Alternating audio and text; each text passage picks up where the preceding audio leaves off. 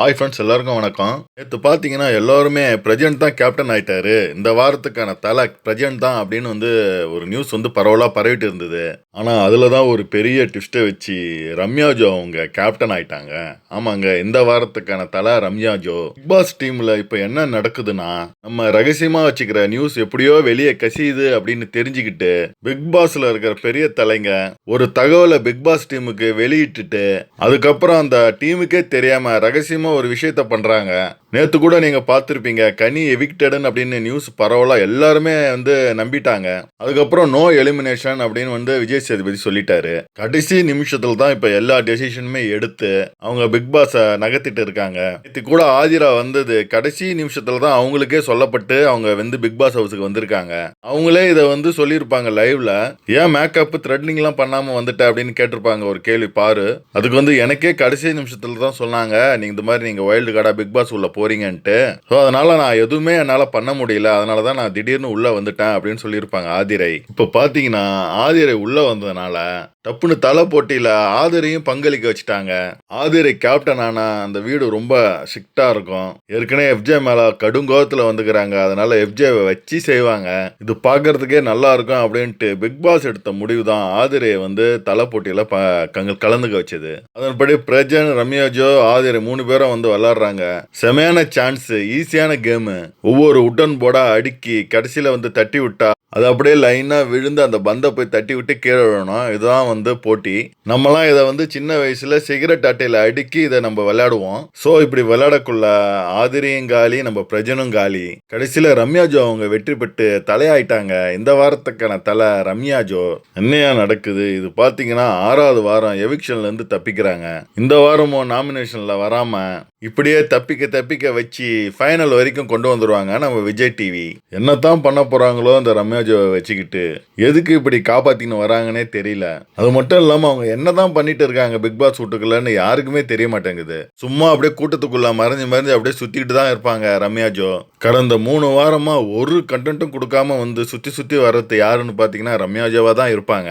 இப்படி இருக்கும்போது இந்த மாதிரி பிளேயர் எதுக்கு இந்த வீட்டில் வேஸ்டா இருக்கணும்ட்டு மக்கள் எல்லாருமே நினைச்சு இவங்களை வெளியே தூக்கி போடணும்னு இவங்களுக்கு யாருமே ஓட்டு போடவே இல்லை. ஓட்டு லிஸ்ட்ல பாத்தீங்கன்னா கடைசி இடத்துல தான் இருக்கிறாங்க. இந்த வாரமும் எவிக்ஷன் லிஸ்ட்ல மக்கள் தூக்கி போட்டுருவாங்கன்னு எதிர்பார்த்தா கடைசியில கேப்டன் ஆகி எவிக்ஷன்ல இருந்து தப்பிச்சிட்டாங்க. இவங்க கேப்டன் ஆகி என்ன பண்ண போறாங்க, யாருக்கு சொம்பு தூக்குவாங்கன்னு உங்களுக்கு நல்லாவே தெரியும். ரம்யாவை பொறுத்த வரைக்கும் பொறுமையே கிடையாது. யாராவது ட்ரிகர் பண்ணி விட்டுட்டா போதும், அப்படியே கையை நீட்டிக்கின்னு ஏறி சண்டை போட தான் வருவாங்க.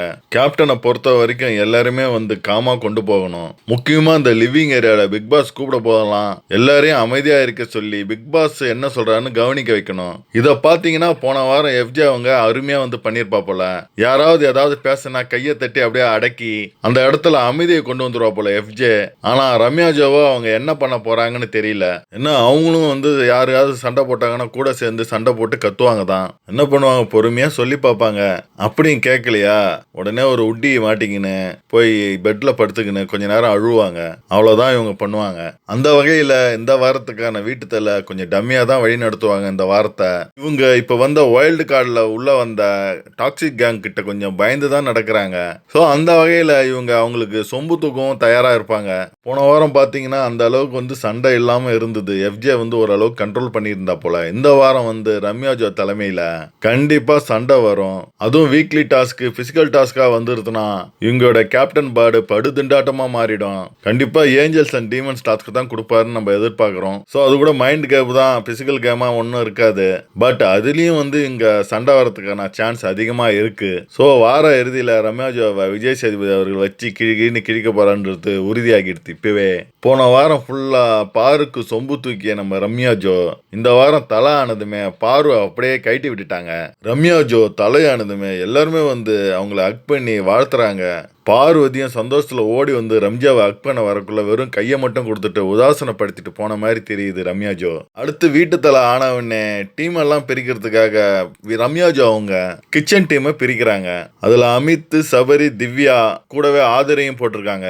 அடுத்து பாத்தீங்கன்னா வெசல் வாஷிங்க்கு வியானா, சாண்ட்ரா, வினோத் இவங்க 3 பேரும் வெசல் வாஷிங் டீமுக்கு பிரிச்சிருக்காங்க.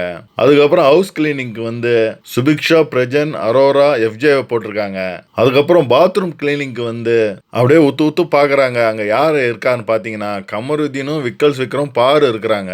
கூடவே கனியும் இருக்கிறாங்க. உடனே கனியை தூக்கி வெஷல் வாஷிங் டீம்ல போட்டுட்டு பாரு பாத்ரூம் கிளீனிங் போட்டாங்க. கூடவே கமருதீன் வினோத் இருக்கா போல பாத்ரூம் கிளீனிங்ல. இத பார்த்த ரம்யா ஜோ, ஓ கூட கமருதீன் இருக்கா போலியா, பாரும் கமருதீனும் ஒன்னா இருக்க கூடாது, வேலை ஆகாது அப்படின்ட்டு கமருதீனை தூக்கி ஸ்ட்ரைட்டா வெஷல் வாஷிங்ல போட்டாங்க. இப்போ பாத்ரூம் கிளீனிங்க்கு கானா வினோத்தும் பாரும் மட்டும் தான் இருக்கிறாங்க.